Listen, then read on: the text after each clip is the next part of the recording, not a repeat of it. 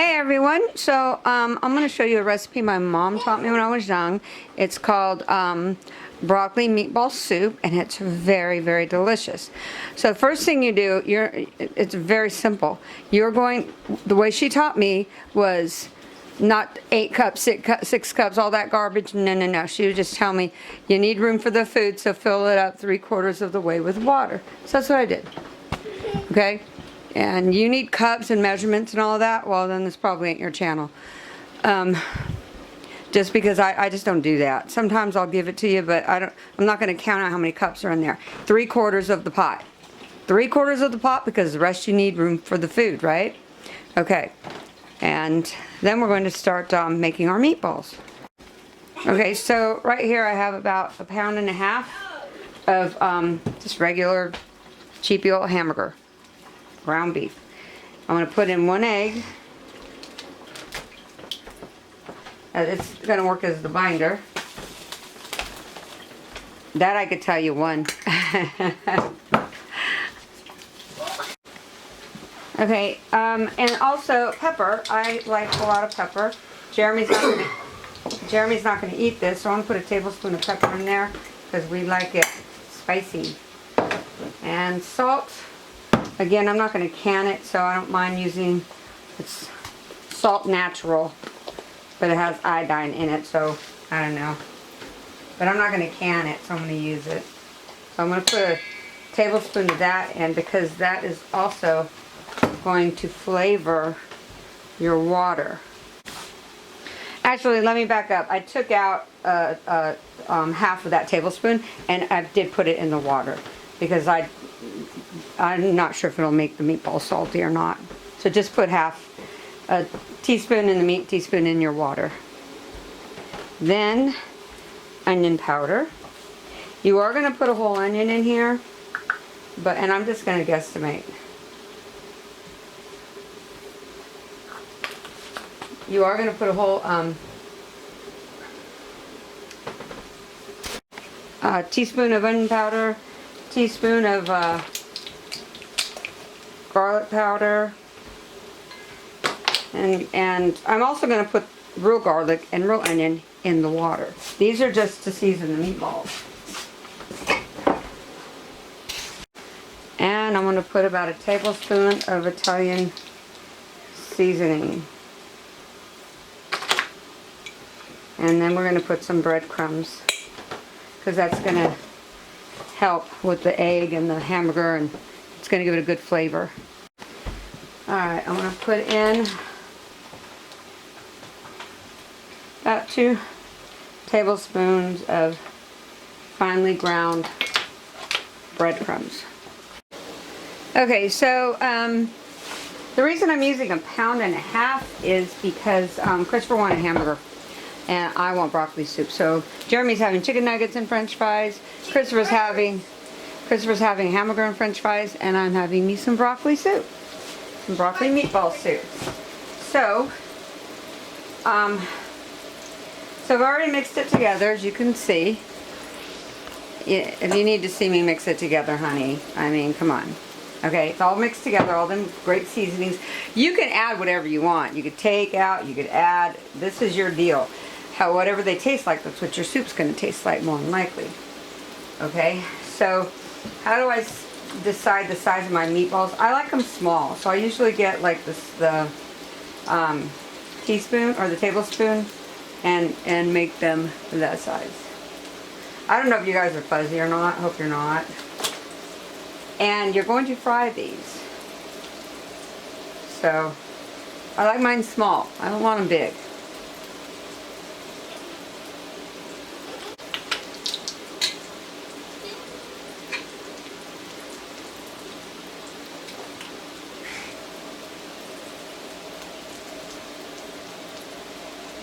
See, like that. And just toss them in the pan. You're going to fry them in the pan. They're in there with Christopher's hamburger. That was a little big. Squeaking. My dog. He wants to be in here. He's not allowed. Jerry, come zoom this in. I can't tell. Now you got your water boiling. And the reason for frying your meatballs is just to get a good little sear on them, you know. You could put them in just like that. I've done that. I like it better when you sear them.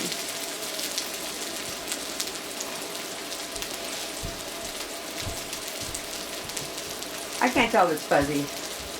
These glasses are terrible. It's a little fuzzy. And you have it right on the, can you lower it? Can you put it right on top of this? I can see it. I see the meat. Yeah, I'm putting it on the meat. And I'm on the meat. I don't want them to see the dirty stove and the dirty counters. She bought me chicken fritters from a discount store. Chicken fritters, and they're good, huh? Yeah. Just a bit chicken tender, but it's flat. It's really good. Tried it and it's good. Now I'll make these meatballs, and Christopher will come get some soup, and he'll dig out all the meatballs.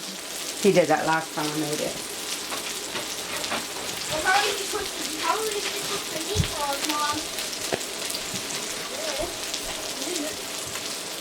Yeah. Alright, so you're just going to let them, you know, fry or flip them over from, you know, to get them. Can you show my chicken fritters, Mom?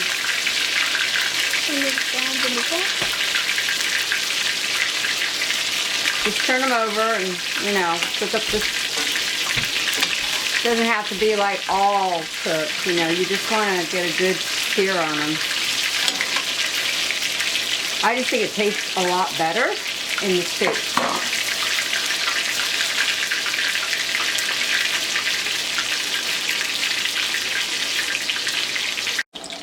Okay, and then the next thing you want to do, if you like onion, which we do, and I'm not going to cut it up into tiny little bits, just going to do a quick chop.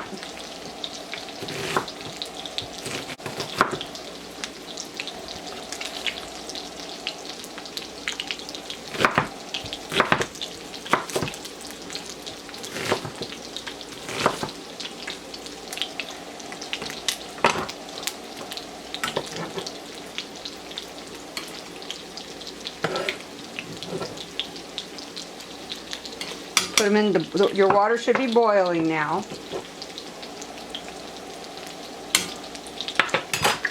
And if you like garlic, that would be a time to put in your garlic as well. I'm going to get my garlic out and cut it up. Actually, I don't need to do that. I'm almost done with this jar of fermented garlic from the beginning of you're upside down. Are you upside down? No. From the beginning of the winter, and then I still have a whole half a gallon left. So these flavors are awesome, just like this.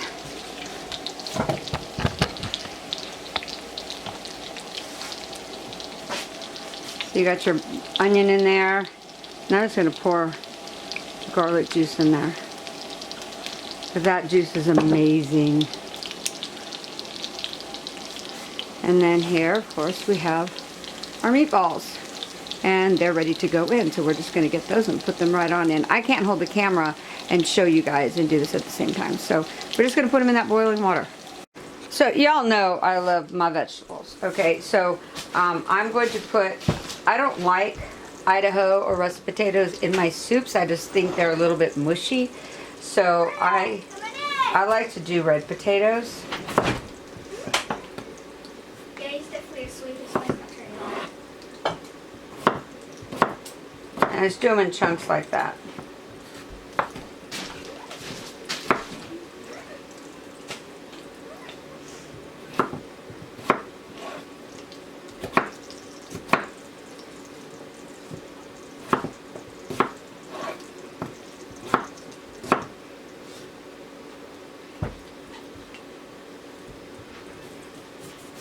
He heard you.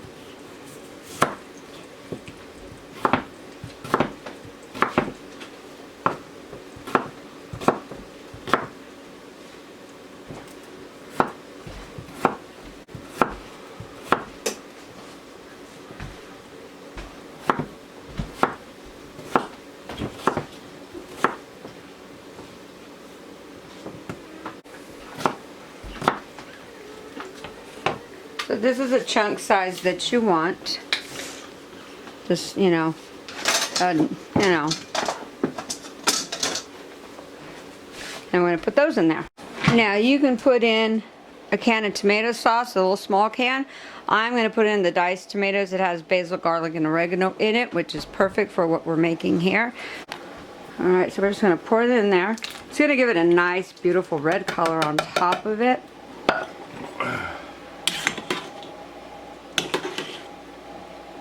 I think I am going to add tomato sauce. I want it to be a little bit more red than that. Alright, we're also going to add this. You can see the name. It's Rotelli or Rotel, diced tomatoes and green chilies. But I like it to have a spice to it. Okay. And I cannot find tomato sauce. I'm not going out to the food cabin. I couldn't find tomato sauce, but I found this gazpacho. And it's a Mediterranean kind, so I'm going to put some of that in here. Maybe half of it. That is going to give it a really good flavor. Probably drink the other half. Now it's time for your rigatoni. I'm using this brand. You can use Barilla, you can use whatever you want. I'd say put I usually put about 2 cups full in.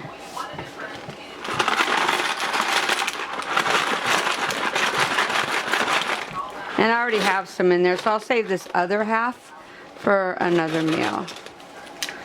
So I got about 2 cups of rigatoni in there. Alright, you can use fresh broccoli, frozen. We are using a frozen.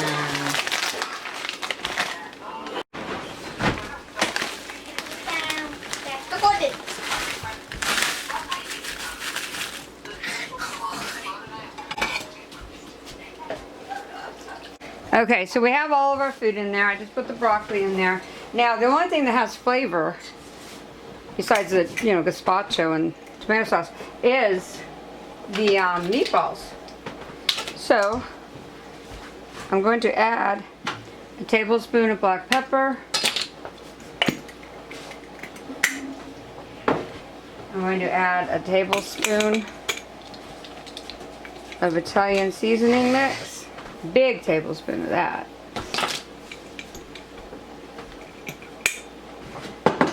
And then onion powder. I'm just gonna sprinkle it around the top. Just like that. You can't really overdo it with this stuff, you guys.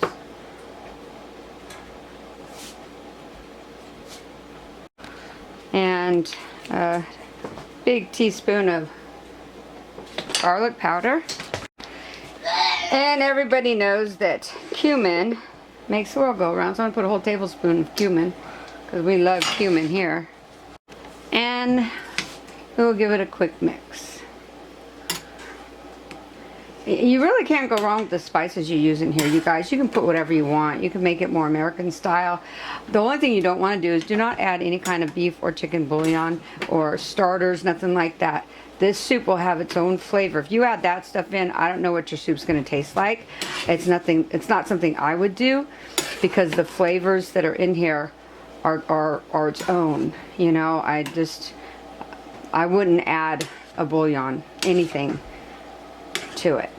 And it's not supposed to be a thick, creamy soup. It's supposed to be a watery soup. So we're just going to let that cook for about 15-20 minutes uncovered, because if you cover it, it's going to overflow. So, but if you have room, go ahead and cover it. I don't cover mine. Just going to leave it, let it cook. It should be ready in a few minutes. Alright, here's the end result. It's been simmering for, I don't know, about 20 minutes, maybe 30. But you can look, the rigatoni just makes it just awesome. And because I was overflowing, I took some of the juice out. So now I'm just going to add it back in there. And I'm going to have me a bowl. Look at that. Doesn't that look good, you guys? Now, you don't have to put the diced tomatoes or anything in there. I love them in my soups. But when you taste this, you guys, it's filling. It's wonderful. My mom taught me. I was like, gosh. She started teaching me how to cook when I was 12. Bless her heart, and I thank her dearly for it, because I can cook a lot of stuff.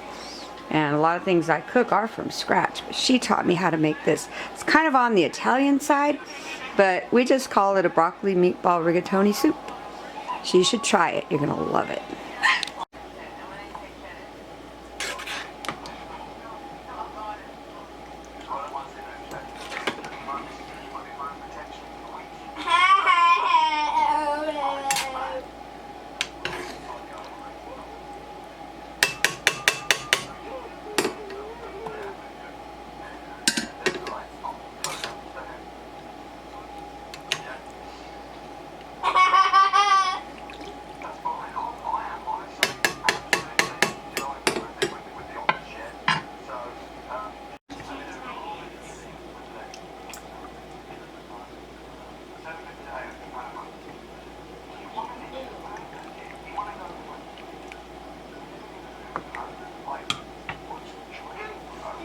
So I usually leave Christopher a lot of the meatballs. I might put 1 or 2 in here, but that's about it. Alright, so let's taste it.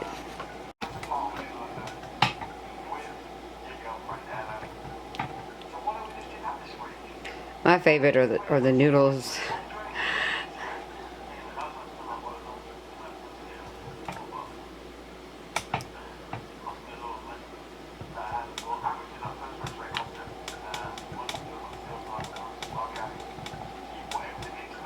Mmm. So flavorful. So good. Spicy. Here's a little meatball. Right here, I'm gonna try a little piece of it. Now, if you want more broccoli, then use fresh or use a big, I used a very small bag. That's all I had.